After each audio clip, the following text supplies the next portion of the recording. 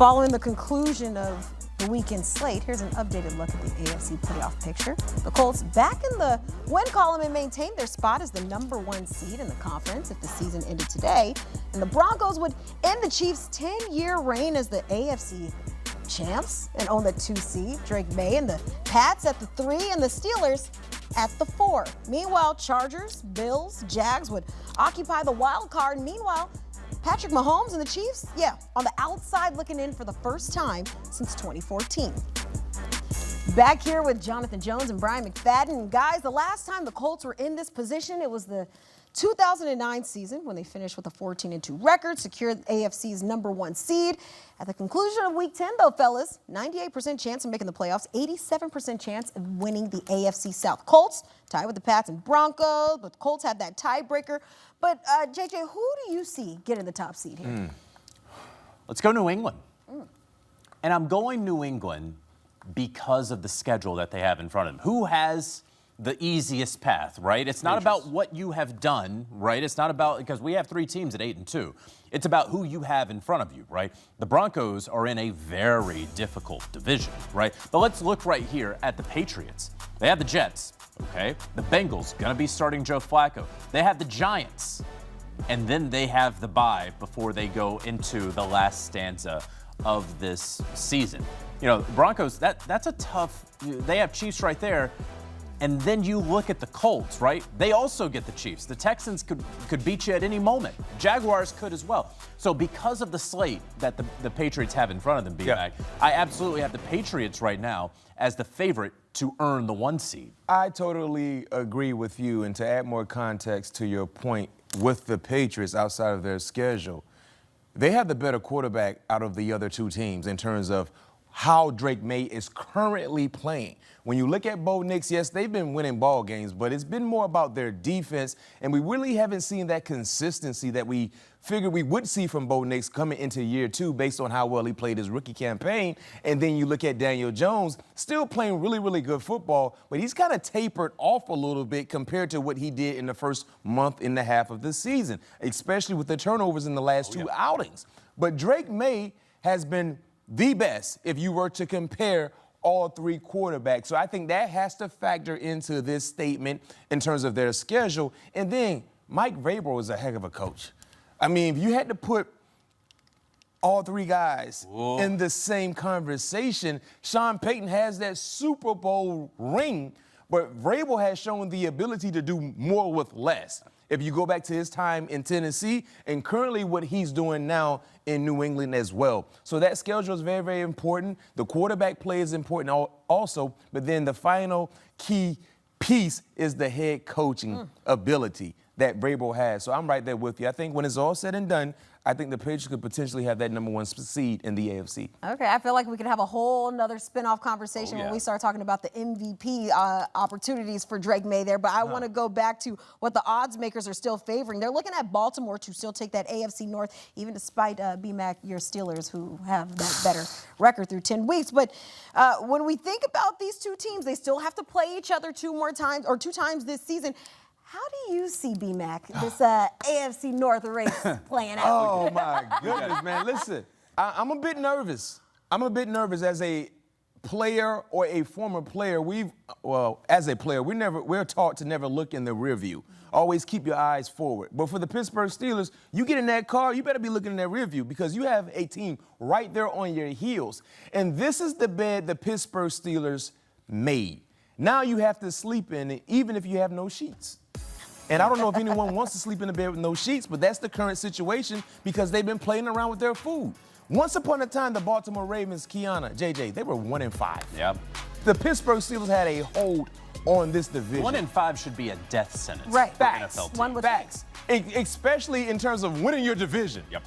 Making the playoffs, no question, but winning your division, that shouldn't be likely. But now because of the Pittsburgh Steelers playing around, they have allowed the Baltimore Ravens, a team that has an abundance of momentum, to be right there on your heels. So I believe it's hard for me to say. I'm still hoping the Pittsburgh Steelers can find that get-right moment to be consistent. But I'm a bit concerned, JJ. Well, look at that schedule. Yeah. Right? I mean, That schedule, the Steelers have a couple of playoff teams ahead of them before they finally get to that Week 14 matchup against the Ravens, and that is ultimately what's going to decide this division, the AFC North. I don't think that we really believe the Cincinnati Bengals are going to be contenders. You go back a couple of weeks ago. It was always a bad loss for the Pittsburgh Steelers against the Bengals and how that game played out. Yes, it was. But when you knew the Ravens were coming, when you knew that they started 1-5, but they're going to start making up some ground, you have to take the layups when you're the Pittsburgh Steelers, right? You go out to L.A. and you lose to the Chargers, okay, right?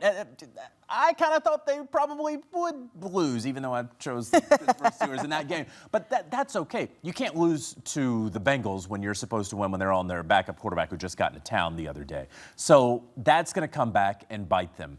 The fact that they don't have a legitimate number 2 wide receiver opposite DK Metcalf bit them tonight. It will continue to hurt them. And the Baltimore Ravens, rounding into form. You know, there's never a good time to get injured. You don't want your guys to get injured, but if you have to be injured, get injured at the beginning of the season so that you can ramp back up, right? And so now that's what we're seeing with the Baltimore Ravens. Yeah. Hopefully Lamar Jackson's gotten his injury out of the way. Yeah. Hopefully that defense, they've gotten their injuries out of the way. Yeah. And so now, once you get past Thanksgiving, once you get into December, there's no more injuries to go around.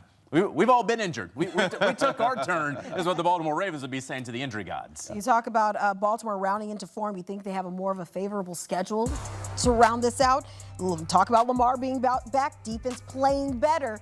Things boding well for Baltimore, but not so fast. Don't want to quite write off the Steelers just yet, but I do want to take a look at some of those teams that are on the outside looking in. And fellas, big shocker here. Kansas City currently not in that mix, sitting 3rd in the AFC West. Currently in the hunt, along with the Texans and Ravens, among others. But, JJ, who's the team on the outside looking in who can turn things into overdrive in that second half of the season? The Chiefs. We're calling a spade here. The Chiefs, you know? I mean, it's the Chiefs. And I don't know that they're going to win the AFC West for what, the 8th or 9th straight time? 10th. Yeah, 10th? Is it really? I think it's been 10 years. Wow, we're getting old. You are, not me. It doesn't matter. I do believe that they're going to get into the postseason. Who they're going to knock out, that'll certainly be interesting, right? I think we all believe that there's only going to be one representative from the AFC North. There could just be one representative from the AFC South. And we'll see how that winds up shaking out. But as far as the Chiefs go, I am not deterred by them losing in Buffalo. In fact, that's kind of what the Chiefs do in the regular season. They lose to Buffalo. We see here their schedule. And the Broncos game, of course, that's going to be crucial. That's a tough schedule coming out of the bye. At Denver, where we'll be. Then you have the Colts. And then a short week. Say whatever you want to about the Cowboys. It's still a short week. Yeah. Right? And then the Texans following after that. So not the easiest slate and not one that I would say the Kansas City Chiefs will win the AFC West with. However, because I think they've dug themselves too deep a hole in a very competitive division, they're going to get into the playoffs. Yeah, 2015 actually is the last time that they were not division winners, by the way. And now let's not overlook their ability to win this division still, because they have to play the Broncos twice, and you still have to play the Chargers once again. And one thing about Andy Reid coming off a bye, he's been one of the more prolific coaches in those moments in terms of extra time to prep. And that's not a good thing if you're the Denver Broncos, and that's the next team you will see for the Chiefs. But outside of that, if they don't win the division, I'm right there with JJ, by the way. I do believe they're the most deadliest team you have to look at that's currently not inside the top 7. Because look at the teams that currently hold a playoff spot. Jacksonville, Buffalo, Chargers. I like the Chargers. I like Buffalo, even though they look bad against Miami. I like their chances. You know who I don't like? The Jacksonville Jaguars. And with them losing today. Bad loss. Losing today with the Chiefs right there on your heels. The Jacksonville Jaguars could be in a position where when it's all said and done, Kiana and JJ, they could be outside the top 7, which would help the Chiefs, because I really like the Chiefs in terms of shaking up some things next week coming off that bye at Denver. So if you beat Denver then you got the Colts. You get the Colts at home. That Thanksgiving game against Dallas is a must win, and who knows what can happen. And then after that, you got Houston, you got the Chargers at home before you get to Tennessee. The next 4 weeks could really be a telling sign about where the Chiefs could be in this playoff picture compared to what we're talking about right now. And one team that we're not talking about, the Denver Broncos, because they have won 7 straight games, their offense has not looked good. Bo Nix has not looked good at all. Bo Nix is not playing good ball right now. And you wonder how sustainable not playing good ball on the offensive side is, right? Because Vance Joseph's defense can only do so much, right? You're only going to go up against Geno Smith a couple of times a year. And, you know, they got 18 points 2 weeks ago against the Houston Texans in a game that they should not have won. You could argue they should not have won the game against the Las Vegas Raiders on Thursday. And so now you get Andy Reid coming off a bye. Fantastic point, B-Mac. And what happens if things start to snowball for Denver? Because right now we're talking about they're tied for the #1 seed. They could have the first round bye. But what happens if they lose to the Chiefs and then they go into a bye? They have to travel to Washington after that. Could that be a team? You say you don't believe in the Jaguars there in the wild card. Yeah. But what happens if Denver starts to fall just a little bit with 2 games against the Chiefs? Something to keep an eye on. 2 games against the Chiefs. You mix in also a game against Green Bay. They're finishing up their season with the Chargers, so anything can happen as you're currently occupying that top spot. But I did want to sprinkle in Chiefs are plus 440 to miss the postseason. But let's, as we await the result of Monday Night Football, take a look at the NFC playoff picture. Don't look now, but Sam Darnold of the Seahawks at the top seed of the NFC. They owe the tiebreaker over the Rams, both sitting at 7-2. The defending champs with the 2 seed Packers currently edging out the Lions in the NFC North, and Bucks occupying the South. But guys, the NFC West could get tricky because there is a huge matchup between the top-seeded Seahawks and the Rams in LA next week. First place in the division, that's up for grabs. These two will also see each other in Week 16. But B-Mac, how do you see this division playing out? My goodness, man. That division in terms of competitive nature, they have it. I respect the Rams. I love what they do. I think Sean McVay is the second best coach in the National Football League behind Andy Reid. I respect what Mike McDonald is building there in Seattle. San Francisco, I'm sorry, Keon, I think the injuries will be a bit too much for them to kind of stay into that playoff race. So if I had to give a pick right now, You do. I got to go with the Rams. Okay. And here's why. I believe more in Matthew Stafford than Sam Darnold. Yep. Honestly. Matthew Stafford could easily win the MVP right now if the award was given out today. He'd be in the top 5. He'd be in the top 3?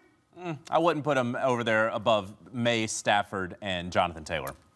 Matthew Stafford? Yeah. That's what I'm saying. Oh, okay. Yeah. I'm I not, thought you said Sam Darnold. He is tied with Drake May I for said the Matthew favorite. Stafford. Okay. Yeah, He is tied with Drake May for the favorite. Yes, what I'm Yeah. saying. Matthew Stafford is playing lights out. They're running the football defensively. They do a great job in rushing the passer. And the same can be said for with the Seattle Seahawks defense. What they did against Jacoby Brissett, they should be arrested in terms of what they did and how they did it. But they're playing really, really good football. But I trust more in Matthew Stafford and Sean McVay. Those two guys, man, are like Keenan and Kel. They go together, right? They're very, very successful when they're together doing what they do. So Yeah. that's the small, I guess, minute part for me to make that pick with them going with the Rams. And we've also seen it, right? We've seen Sean McVay and Matthew Stafford have postseason success, have success down the stretch. We still are waiting for Sam Darnold to have that sort of success. You know, obviously he didn't have it with the New York Jets, obviously didn't have it with the Carolina Panthers. Started to have it with the Minnesota Vikings, and then the final 2 games, one of the regular season and then in the postseason happened. So that's what we have to remember.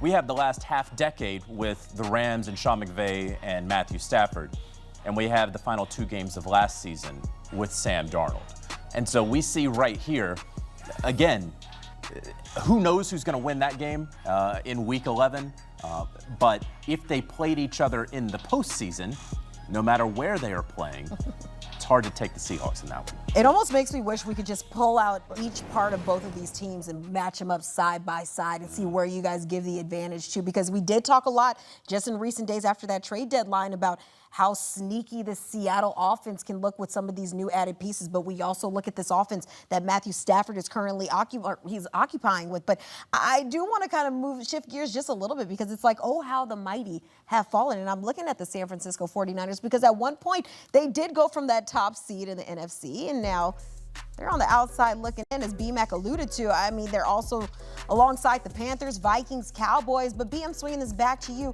Who are you looking at on the outside that might be able to sneak their way into this postseason picture? Brace yourself. Okay.